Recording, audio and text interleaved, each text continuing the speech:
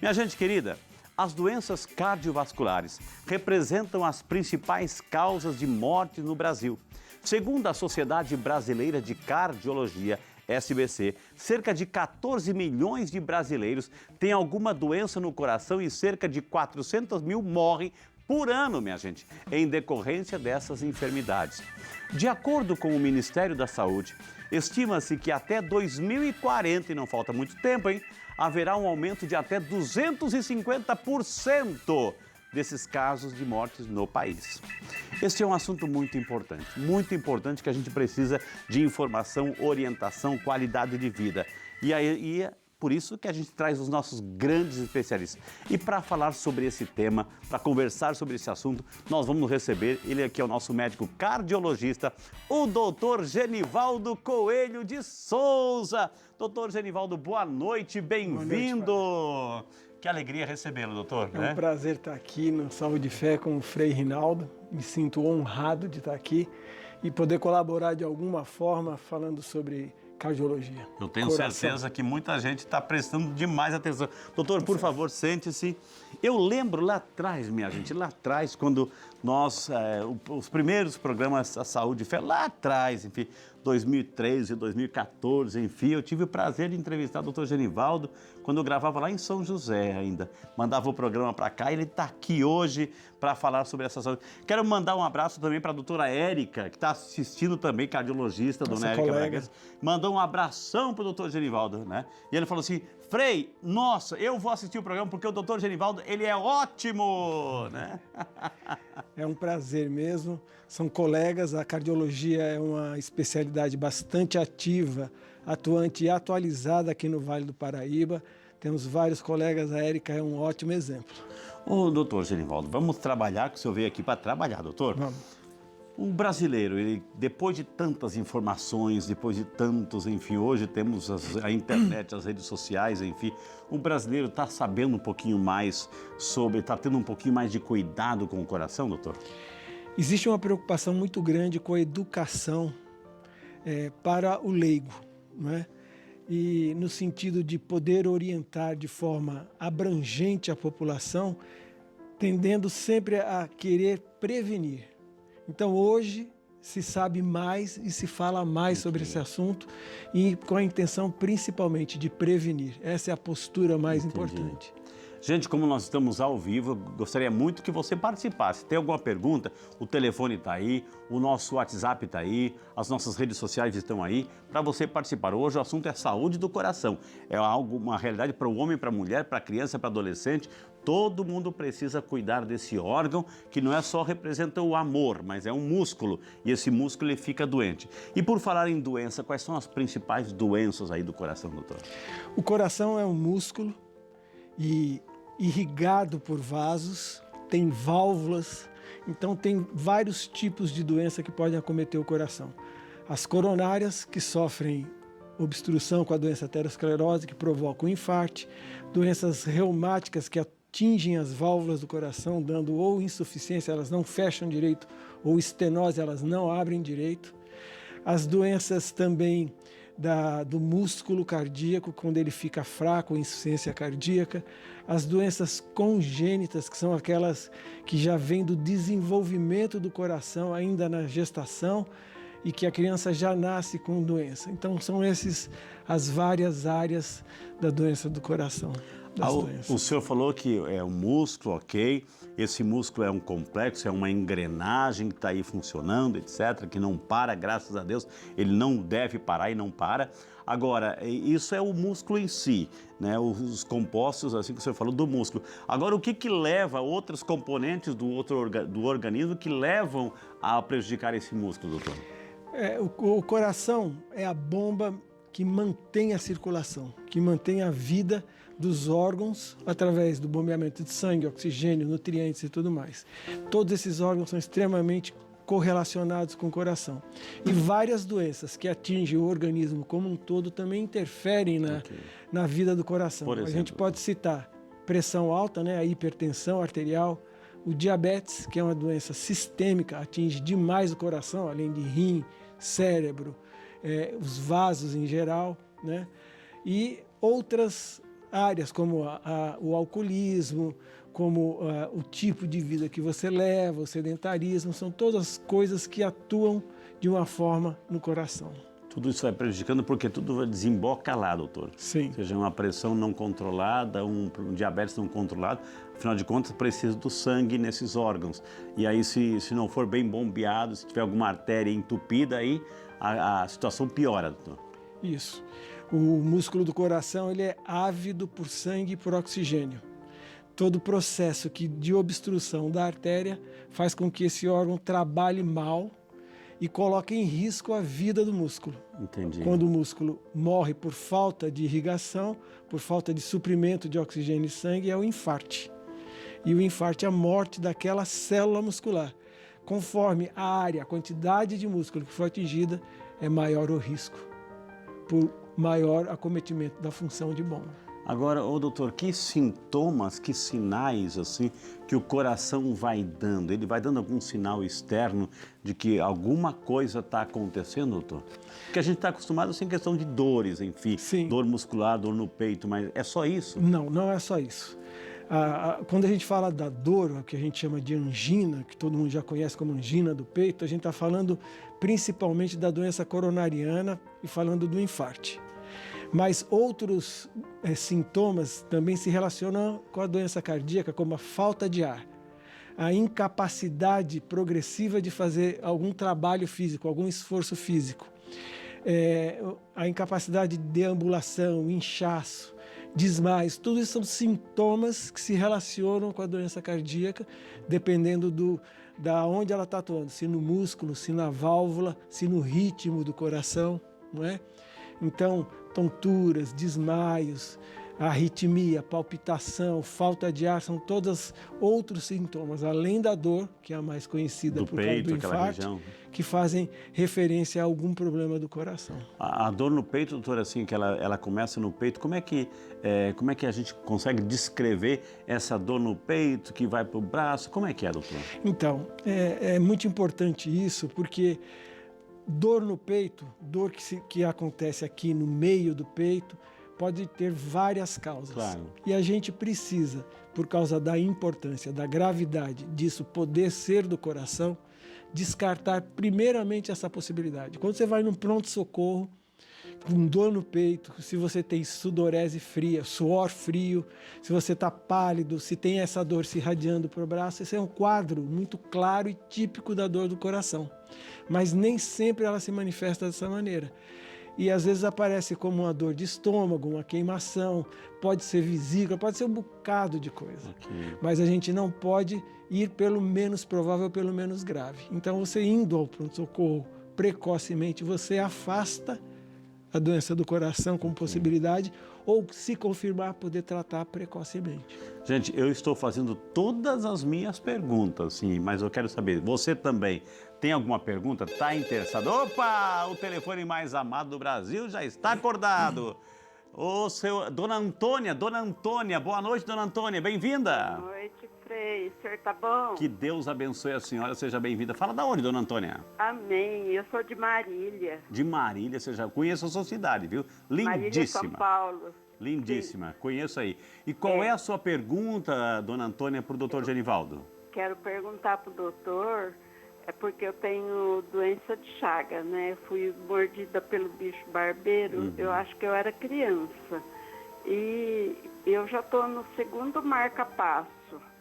E eu quero perguntar para ele se quando o coração incha muito, a gente fica com muita falta de ar, porque eu acho que aperta o pulmão.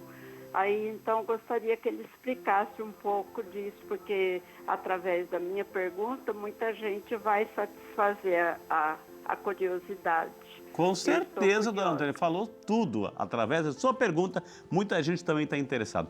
É a Dona Antônia de Marília, doutor Isso Genivaldo. mesmo. Boa noite, Dona Antônia. Prazer de poder falar com a senhora. A doença de Chagas é uma doença que atua no músculo do coração.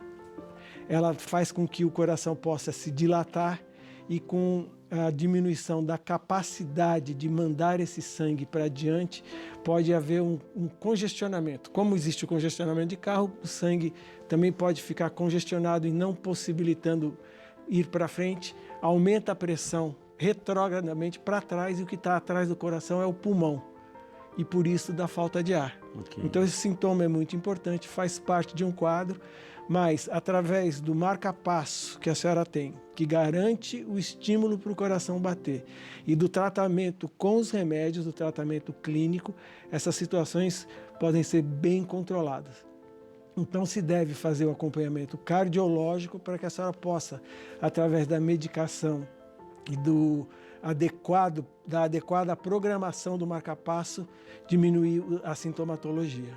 Muito bem, como valeu a pena, dona Antônia, perguntar. Temos WhatsApp, diretora? Temos WhatsApp também chegando com muito carinho, então a gente quer usar todos os recursos para que você também interaja hoje, para que você tenha essa oportunidade. É o Cícero Godoy, de Araraquara, São Paulo. Boa noite, Cícero, bem-vindo ao Saúde e Fé. Tenho 65 anos e recentemente tive um princípio de infarto e precisei reduzir muito meus afazeres durante o dia. O que posso fazer para me manter ativo sem comprometer minha saúde? Pergunta o seu Cícero, doutor Genivaldo.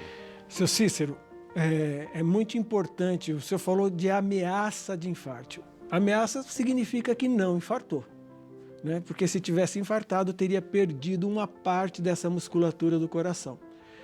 Se o senhor tem uma doença que coloca o senhor exposto ao risco de infartar, o senhor precisa estar sendo controlado. Precisa estar sendo consultado por um cardiologista que conheça a sua história, que conheça as respostas às medicações utilizadas para que o senhor possa usar da melhor maneira e da maneira mais eficiente esses remédios, e que o senhor receba também orientação quanto à programação de atividade física, sempre dentro dos limites que a sua condição colocar, de forma que o senhor possa fazer alguma coisa sem estar se expondo a risco. Qual é a diferença, doutor Genivaldo, entre uma ameaça já não é um princípio de um infarto? Não, o infarto significa necrose do músculo, morte do músculo. Quando você tem a obstrução, que diminui a quantidade de sangue que chega no músculo, o músculo sofre, dói, mas não infartou. Tá. Se você puder recanalizar essa artéria através da cirurgia de ponte de safena, ponte de mamária, ou da angioplastia, que é aquele stent que se coloca e abre novamente a artéria, o sangue voltando a fluir, você tem a função normalizada. Os sintomas de uma ameaça e os sintomas de um infarto são parecidos? Sim, são parecidos. A angina, a dor, todo aquele quadro que a gente citou, é um prenúncio do infarto. Então é muito importante poder atuar sempre o mais cedo possível, porque você salva músculo. Isso, salvar músculo, correr a tempo, né? Ficar atento aí aos sintomas. Opa, mais uma super ligação. Dona Maria, boa noite. Boa noite, Frei. Só bênção. Deus abençoe a senhora. Fala da onde, querida? Por coincidência, falo de Araraquara, São Paulo de também. Araraquara também. Da positiva participação de Araraquara aí. Araraquara saiu na frente hoje, viu? Que maravilha. Ô, Dona Maria, qual é a sua pergunta para o doutor Genivaldo, querida? Então, eu gostaria de saber, assim, se tem algum exame de sangue, algum outro exame, sem ser o eletrocardiograma, ou de coração, que indique que a gente tem uma propensão a ter problema cardíaco. Tomo o remédio para controlar a pressão já há vários anos, né? Ela está controlada, tudo. Mas aí uma pessoa que me falou que num exame de sangue que ela fez, que tinha lá que dizia que ela tinha uma propensão a problemas cardíacos, que ela deveria procurar um cardiologista. Então, eu nunca soube disso. Eu gostaria de saber se tem algum exame que pode indicar, né, detectar que também vai ter algum problema cardíaco. Certo, Dona Maria. Um beijo para a senhora. Muito obrigado pela participação. Ótima pergunta e vai ouvir a resposta. Doutor, o médico pede um hemograma. Lá no hemograma tem alguma numeração, alguma enzima, alguma situação que pode indicar que tem ali uma propensão para algum infarto? Sim, é interessante Dona mesmo a pergunta da Dona Maria, porque vai reforçar o que a gente não cansa de falar, que é a prevenção. Não tem um exame único que fale tudo sobre o coração. Existe uma série de exames, uma tática de acompanhamento e de consulta, uma triagem, aonde você vai com a conversa que você escuta do paciente, com a colocação dos problemas que ele faz, triando para os exames mais específicos para esclarecer o que ele possa ter. É muito importante quando você faz isso, mesmo sem ter um problema esclarecido, mas preventivamente passar no cardiologista para que você possa fazer atividade física de uma maneira segura, tranquila. Fiz o meu, entre aspas, check-up, onde uma série de exames vão ser feitos. Neste check-up pode, no exame de sangue, salientar por doença de gordura, diabetes, né, alterações de função renal, num exame de teste ergométrico, no eletrocardiograma simples, num ecocardiograma, até chegar em tomografia, em angiotomografia e cateterismo cardíaco. Então, é uma triagem que é feita. Os pacientes não precisam fazer todos eles, vão fazer de acordo com os indícios que ele vem apresentar. E fazendo isso preventivamente, você vai estar sempre à frente de algum problema, né? Olha que interessante. Doutora, eu digo isso, a doutora Érica sabe do histórico. Eu fui fazer um ergométrico, né, um exame ergométrico, saiu ali pela primeira vez uma leve arritmia, uma leve, mas ali eu já fiz uma cintilografia do miocárdio, ali eu já fiz também uma cintilografia, esse último... Angiotomografia. Angiotomografia e esse último... Cateterismo, ou seja, todo assim justamente para ver, porque eu tenho histórico, ali, essa é outra pergunta agora, eu tenho histórico, meu pai faleceu com 56 anos de idade de um infarto fulminante, ou seja, eu tenho, um quadro muito próximo que eu tenho que ficar atento a tudo que é de manifestação do coração, doutor. Isso mesmo. É claro, se você tem um histórico familiar, existe uma propensão, não que você tenha que ter, mas através da consulta, através do direcionamento para os exames adequados ao seu quadro, você pode esclarecer essa situação e estar prevenindo algum problema. Ok, então. Nós estamos falando sobre tantas coisas bonitas e a gente traz aqui no quadro, no programa Saúde e Fé, vários momentos com advogados, enfim, falando sobre os direitos das pessoas que estão portadores de alguma doença, mas também de plantas que auxiliam aí como um complemento da saúde. E a doutora Ana Castelli, homeopata, vai falar dos benefícios, minha gente, da camomila. Você gosta de camomila? E também as dicas de como utilizar essa planta com segurança. Acompanhem.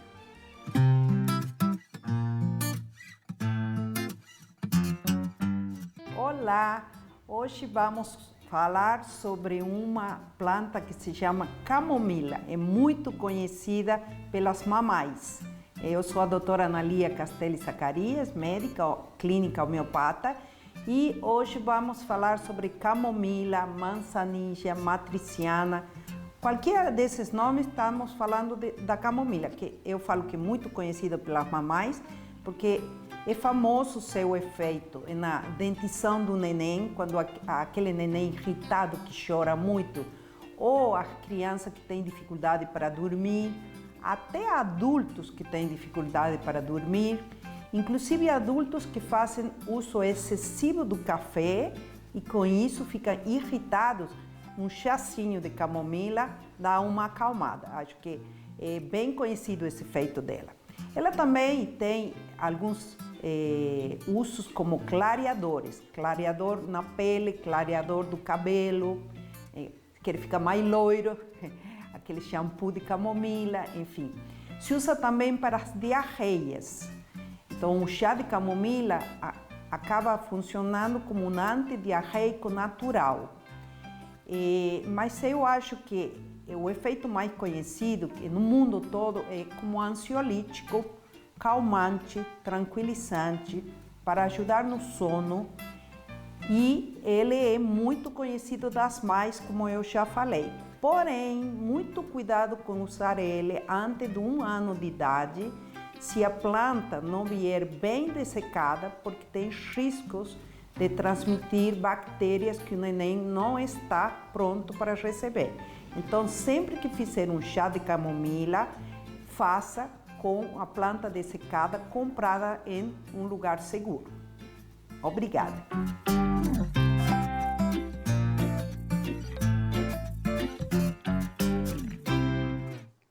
Que Que bonito, né, gente? Obrigado, doutora Anália, pelo carinho e pelas informações. É sempre importante, a gente tem essas plantas no nosso dia a dia, podemos ter o quintal de nossa casa, na nossa horta, e tudo isso colabora com a saúde, nos traz a natureza que Deus nos dá, em benefício também da nossa saúde, viu? Mas hoje é a saúde do coração. Eu queria perguntar para você está tudo bem com o seu coração? Está fazendo o check-up certinho? Aliás, de quanto em quanto tempo, doutor Genivaldo, que a gente precisa fazer um check-up? Se você faz um check-up, seus exames estão normais, de ano em ano ou no máximo de 2 em 2 anos. Okay. É interessante que você faça essa visita para confirmar que está tudo bem. Se faz atividade física também, é muito interessante fazer nesse tempo. Se você trata de alguma coisa, aí o período vai ser de acordo com a necessidade do paciente. Ok. Eu ia fazer uma pergunta sobre os exercícios, a importância dos exercícios, por que o exercício faz bem para o coração, mas a diretora já acenou que tem ligação. E quando tem ligação, você é prioridade absoluta aqui, viu? Dona Silvia, boa noite, bem-vinda! Boa noite. Que Deus abençoe a senhora, dona Silvia. Fala da onde? Eu falo da cidade de Tietê, São Paulo. Tietê, São Paulo, seja muito bem-vinda. Está acompanhando o Saúde e Fé, o tema lhe interessou bastante. E qual é a sua pergunta para o doutor Genivaldo?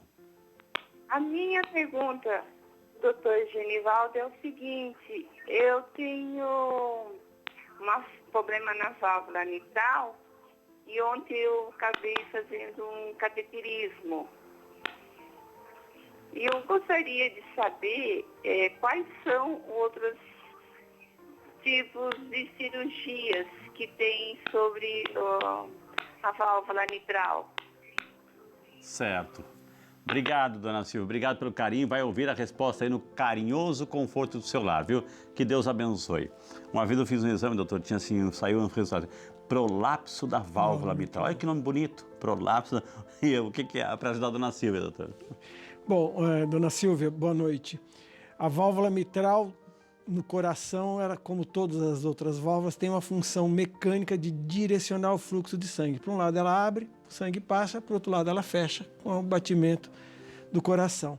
Então você pode ter um problema que ela é estenótica quando ela não abre bem ou ela é insuficiente quando ela não fecha. Tudo isso traz transtornos, tanto para o coração quanto para a circulação sistêmica e para o pulmão. Quando ela fecha, vaza um pouquinho, é isso? Quando ela deixa vazar, é insuficiência. Tá. Quando ela é muito apertada e não abre bem, é estenose. O tratamento da válvula é cirúrgico. Uhum.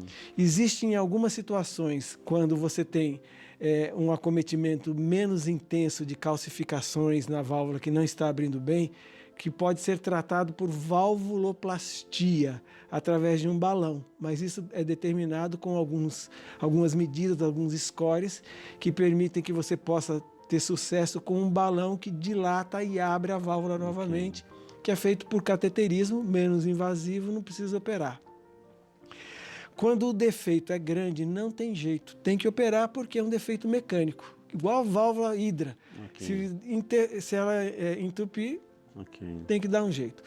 E você tem técnicas de plastia da válvula, onde você faz uma série de manipulação do aparelho da válvula, tem cordoalhas, tem as comissuras, né, os bordos, e você atuando aí, você faz uma plastia e preserva a válvula.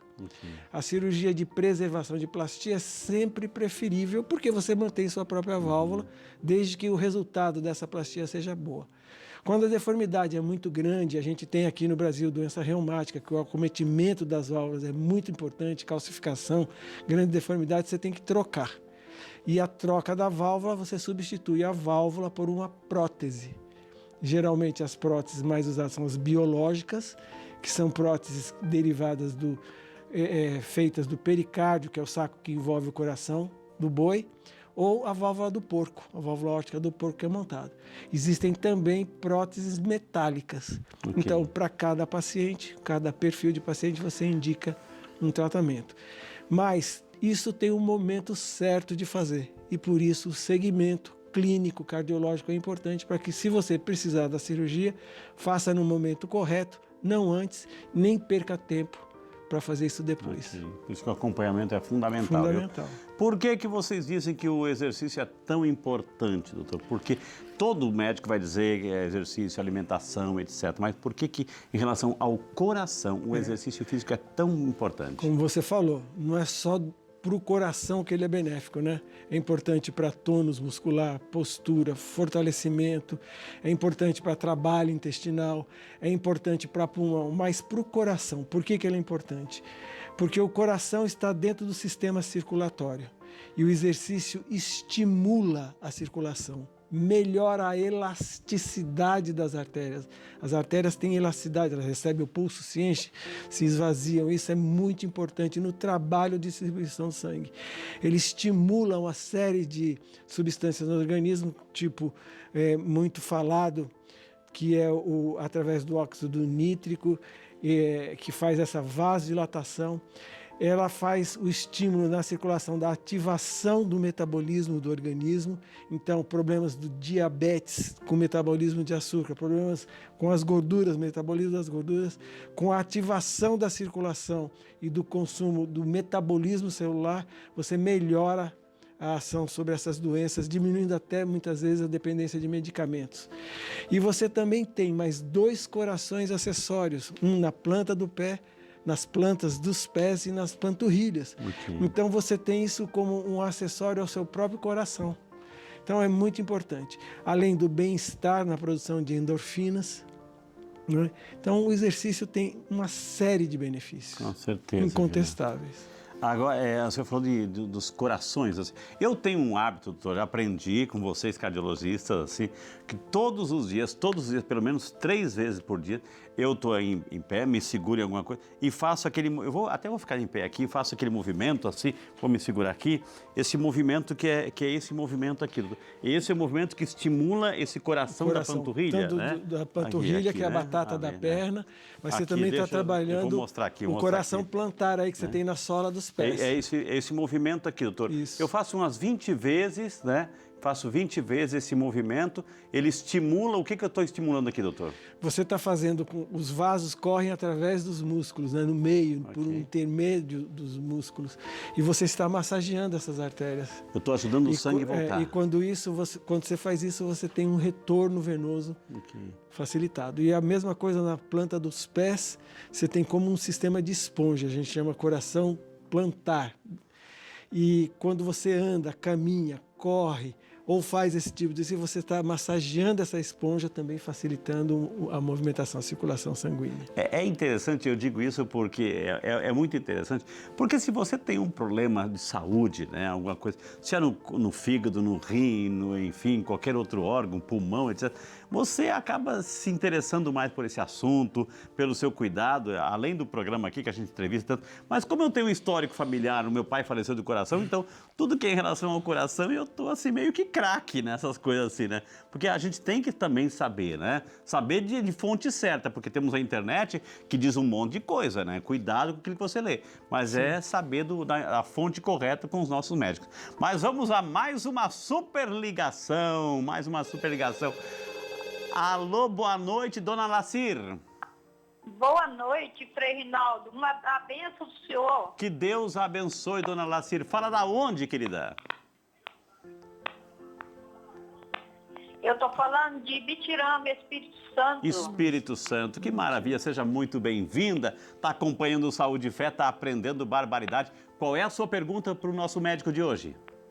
Bom, a minha pergunta é essa. Eu tô completando 68 anos esse mês e desde 2000 que eu fui diagnosticada com fechamento de uma válvula. Eu estava até ouvindo aqui e pegando algumas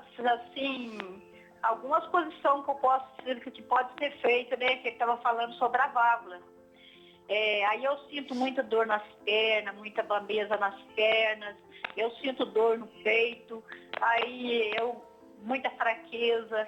Eu converso com os médicos cardiologistas, eles falam que o coração não dói, mas o coração está batendo e parece que está batendo dentro de uma ferida. E eu não vou tirar essa dúvida se eu, com esse problema, se eu corro risco de infartar, que eu faço acompanhamento, tenho pressão alta. e se é que o coração não dói mesmo. Certo, dona Lacir, obrigado de coração. Fica tranquila, continue se cuidando, faça o seu acompanhamento. Ó, já estou respondendo pelo médico, mas acima de tudo, assim, o doutor vai responder com muito carinho para tranquilizar a senhora e para dar uma dica aí de como a senhora pode se cuidar mais e melhor, viu? Boa noite, dona Lacir. A senhora falou de várias coisas, vamos ver se eu não me perco aqui. Precisa saber qual é a válvula que a senhora está falando. Na ouvinte, na telespectadora anterior, ela estava falando da válvula mitral. Esse tratamento que eu citei foi para a válvula mitral, existe o da válvula aórtica, existe o da válvula tricúspide. Na válvula aórtica, né, a senhora falou algumas coisas de tontura, por isso que eu estou falando, existe hoje um tratamento onde a gente pode substituir a válvula ou implantar uma prótese sem abrir o peito, né, que é um tratamento através de uma prótese autoexpansiva ou balão expansiva que a gente faz por cateterismo, posiciona ela no anel aórtico e abre essa válvula sem precisar abrir. É uma coisa fantástica, bem recente, interessante, que tem as indicações específicas. Não é para qualquer um, não é para qualquer situação. Precisa ver do caso da senhora especificamente. Quando o médico fala que o coração não dói, não é que ele não dói, a gente está falando da dor do infarto, da dor da angina. Tem uma dor, só que tem características, né? Que relacionado com toda a história, com sintomas do paciente, a gente fala que isso pode ser do coração ou não. Muita coisa simula, às vezes, uma gastrite, uma esofagite, né? Uma hérnia aqui do esôfago, pode simular dores no peito semelhantes até a do coração. Então, a gente tem que selecionar bem, diagnosticar, diferenciando essas situações para que diga isso é do coração ou não. Por isso, se a senhora faz o tratamento, a senhora tem um cardiologista, converse, pergunte, se sinta esclarecida nas suas dúvidas, porque assim a senhora pode, entendendo o seu tratamento, se tratar melhor. Muito bem, como valeu a pena perguntar, dona Lacir, viu? Pergunta chegando pelo nosso WhatsApp, a Alessandra Novaes. Obrigado, Alessandra, pelo carinho, pela participação aqui no Saúde e Fé. Eu tenho diabetes tipo 1, portanto congênita, enfim. Posso tomar remédio para a pressão alta ou é contraindicado? Pergunta a Alessandra, doutor. Não, o que acontece é o seguinte, você tem diabetes, você tem que tratar do diabetes. Se você tem pressão e essa pressão está alterada em níveis que você precisa adicionar remédio, por quê adicionar remédio? Muitas vezes você tem pressão alta, você tem sobrepeso, você tem dieta rica em sal, você tem uma série de fatores, você pode ter distúrbios hormonais, né, alterações de tireoide, que faz com que a pressão suba e que você tenha que tratar dessas outras coisas. Se você tem pressão alta e precisa de remédio, tem que tomar remédio. Os remédios que são mais compatíveis com a sua condição de diabetes, enfim. Mas fazer o tratamento individualizado para você. Mas não é uma contraindicação.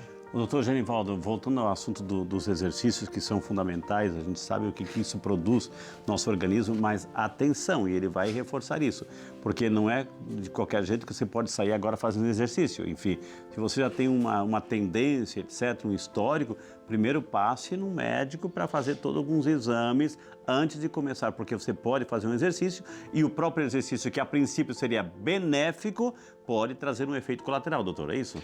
Essa colocação é muito importante e interessante. O doente cardíaco faz exercício. Existe hoje uma subespecialização que é reabilitação cardiovascular, que são profissionais, um conjunto de profissionais, educadores físicos, fisioterapeutas, cardiologistas, que prescrevem os exercícios para pacientes que sofrem do coração. Então, não é contraindicado. Ele precisa ser bem indicado na necessidade daquele paciente. A gente faz cirurgia e depois de um tempo na recuperação você indica a reabilitação com exercícios. Quem não tem doença do coração, o que precisa fazer como uma atitude preventiva, faça a sua avaliação, faça o seu check-up cardiológico, veja em que condição você se encontra. Se estiver tudo bem, você está liberado para começar sua atividade física. E outra coisa, né? Ninguém começa já atleta de Olimpíada. Ok. Começa de forma progressiva, vai adquirindo seu condicionamento e evoluindo dentro desse treinamento. Mas é muito importante que essa pessoa que não sabe da sua condição ou de outros antecedentes que possa ter, seja avaliado para que a gente tire algum risco dessa atividade. Eu digo isso muito importante porque eu faço acompanhamento, etc.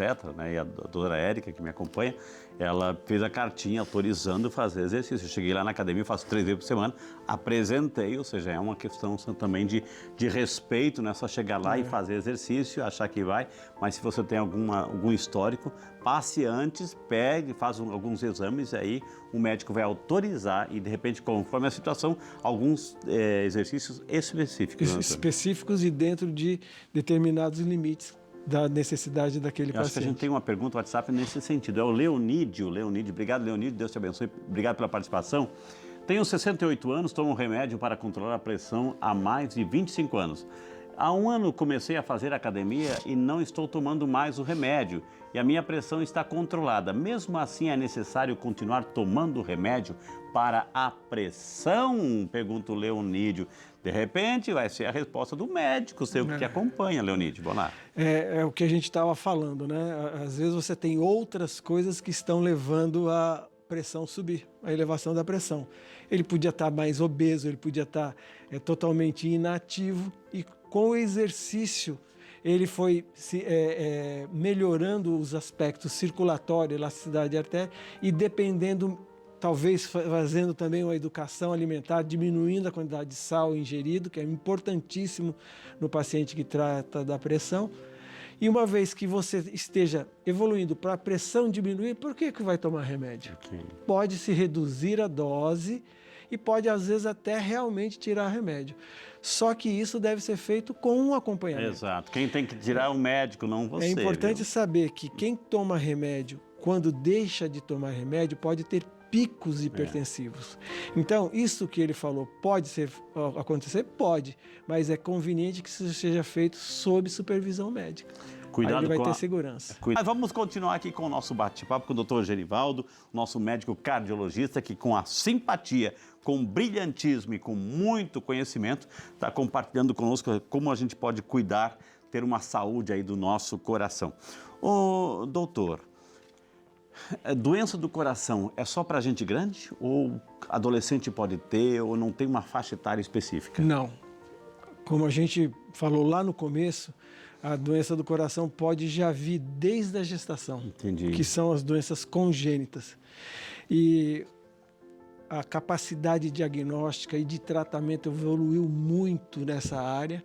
Hoje você faz um diagnóstico de doença cardíaca intraútero e você pode precisar até de uma cirurgia imediatamente após o parto. São geralmente doenças bastante complexas, mas que hoje a gente tem um resultado muito bom no tratamento dessas crianças.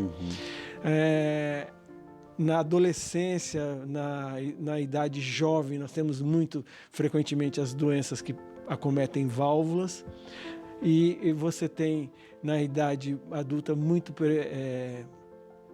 frequentemente as doenças ligadas às doenças coronarianas. Né?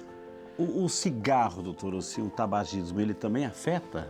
Ele leva também, assim, um comprometimento do coração? Você falou de divulgação de educação, né? De saúde, e hoje, a gente conversando outro dia também sobre isso, hoje o cigarro traz no próprio maço a doença dele, né? Então, falar de males do cigarro é estar repetindo, mas é muito importante repetir. Age diretamente na função vascular. Você pôs um cigarro na boca, você já faz vasoconstrição, ou seja, um espasmo do vaso. Se você tem uma obstrução pequena e você está tendo um espasmo em cima dele, você pode provocar dor no peito e correr riscos até de infarto. Ele muda a viscosidade, o quanto o sangue é líquido. Okay. A viscosidade do sangue propiciando a formação de trombo, trombose, que pode ser cerebral, Coágulo. periférico, na coronária, trazendo transtornos seríssimos. Então, fora as outras alterações pulmonares ligadas a câncer e tudo mais. Então, o cigarro é realmente tudo isso, só que isso já vem até escrito na própria carteira de quem É fuma. mito ou é verdade, doutor Genivaldo? Assim, não, para proteger o coração, tome uma tacinha de vinho, uma ou duas por dia, isso protege o coração. Junto com o vinho, fala da bebida alcoólica em geral, doutor. Bom, o vinho tem algumas substâncias que também tem no suco de uva, que são favoráveis ao metabolismo do coração, ao metabolismo cardiovascular. Você ter moderação de tomar uma taça de vinho, o problema é esta moderação, né? E o tamanho da taça, né? E o tamanho da taça. Mas a ingestão de pouca quantidade do álcool, do vinho, pode ser benéfico para a atuação dessas substâncias. Okay.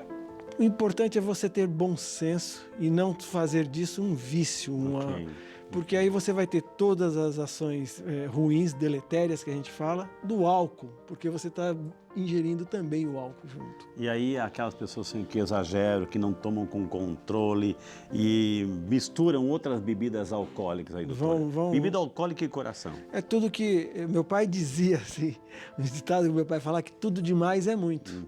Então você vai estar atuando em fígado, você vai estar atuando em metabolismo, né? Enfim, em todo o organismo, inclusive no coração. Ok. Mais perguntas chegando aqui pelo nosso WhatsApp, a nossa participação ao vivo. O Bruno Santos, em São José dos Campos. Obrigado, Bruno, pela participação aí em São José dos Campos. Daqui um pouquinho estamos voltando para casa, viu? Frei, meu filho tem 5 anos e foi diagnosticado com estenose aórtica. Depois de descobrirmos que ele tinha sopro no coração. Ele está em tratamento, mas não sabemos como será a vida dele no futuro. Essa doença tem cura? Pergunta o Bruno, o papai, preocupado com seu filhinho de 5 aninhos, doutor. Então, Bruno, a situação da criança é uma situação que precisa ser acompanhada ao longo do tempo, porque se ele tem problema da estenose da válvula aórtica, né, como ele falou, isso vai ter em algum momento uma manifestação de importância. E pode ser que seja necessário tratamento cirúrgico. A criança vai crescer e a válvula aórtica está dentro de um anel aórtico. Quando você faz algum procedimento muito cedo, muito provavelmente você vai precisar repetir procedimentos mais adiante. O momento certo de se fazer algum procedimento, se for cirúrgico, é importante que vai ser tido com este acompanhamento. Nós temos especialidades da cardiologia pediátrica que acompanha especificamente esses pacientes. Inicialmente pode ser feito também uma plastia com balão e nas avaliações subsequentes, com o desenvolvimento da criança, com a repercussão da doença no coração da criança, ver o momento exato que ele possa vir ou não a precisar da cirurgia. Então, o que a gente pode dizer que de melhor parece que o que você já está fazendo é o acompanhamento cardiológico e você vai ter um tratamento individualizado para as necessidades do seu filho.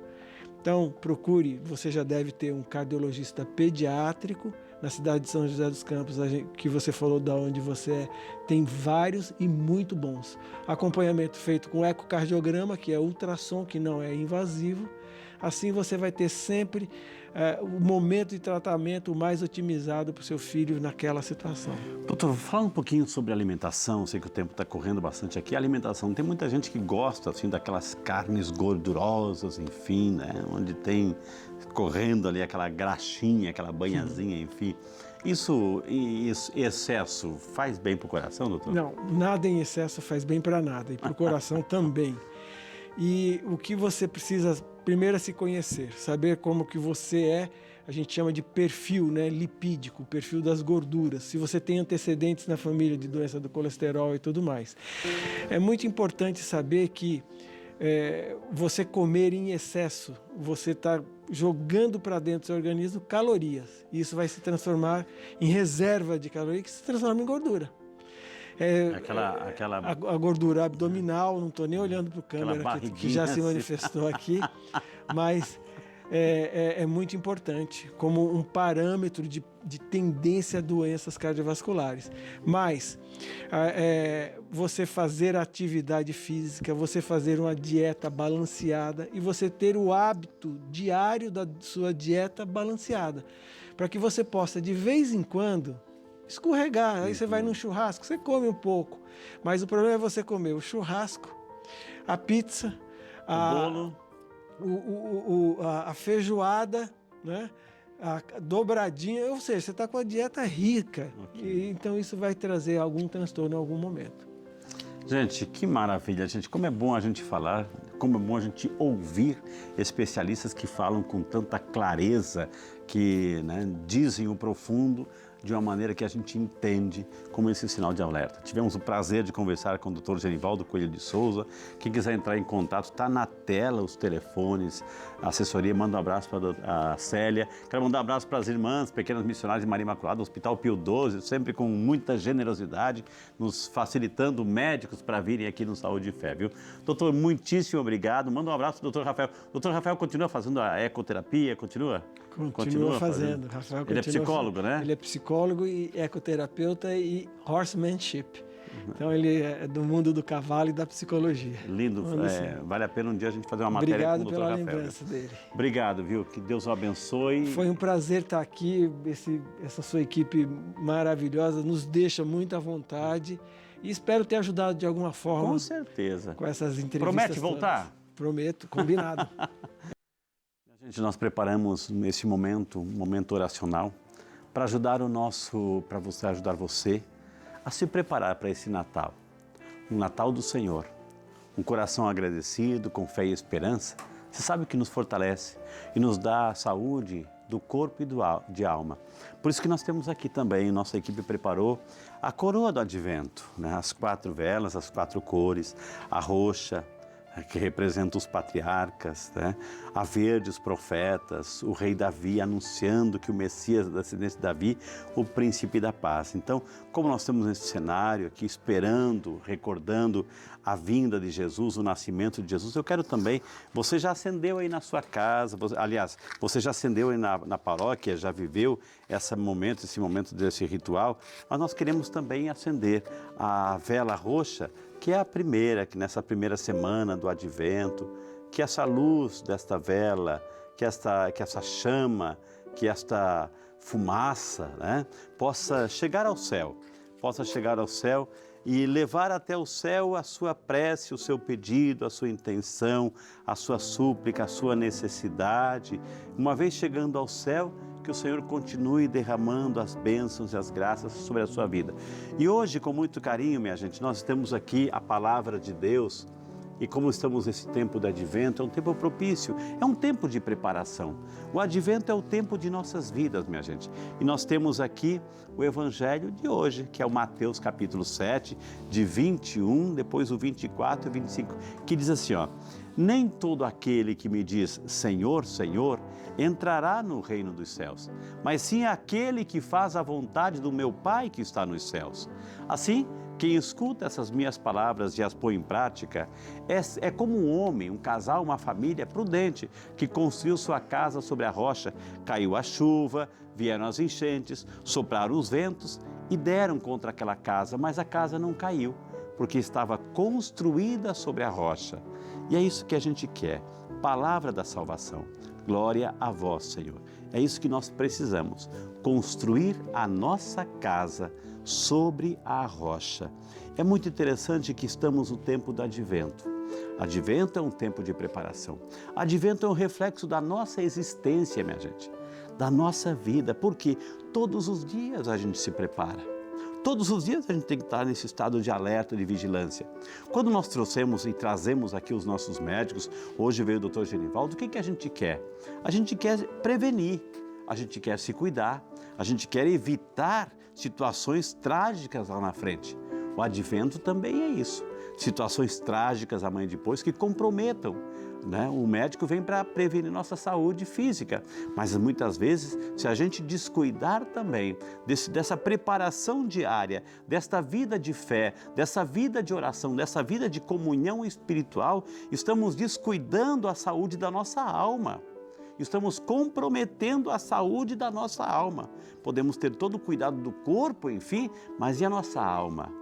E por isso que o Advento nos prepara, que a gente tem que todos os dias fortalecer a nossa vida de oração. Por isso que aqui na rede Aparecida de Comunicação, todos os dias a gente tem missas, celebrações, momentos de forte de oração, de espiritualidade. Para quê? Para a saúde da nossa alma. E é isso que a gente quer também, trazer você para que nesse tempo de Advento você também se prepare com muito carinho, viu? Vamos então fazer a nossa oração juntos? Pai nosso que estais nos céus, santificado seja o vosso nome. Venha a nós o vosso reino, seja feita a vossa vontade, assim na terra como no céu. O pão nosso de cada dia nos dai hoje. Perdoai-nos as nossas ofensas, assim como nós perdoamos a quem nos tem ofendido. E não nos deixeis cair em tentação, mas livrai-nos do mal. Junte as suas mãozinhas assim e reze. Ave Maria, cheia de graça, o Senhor é convosco. Bendita sois vós entre as mulheres, e bendito é o fruto de vosso ventre, Jesus. Santa Maria, Mãe de Deus, rogai por nós, pecadores, agora e na hora de nossa morte. Amém. Que a luz de Cristo, minha gente, console você, principalmente os enfermos.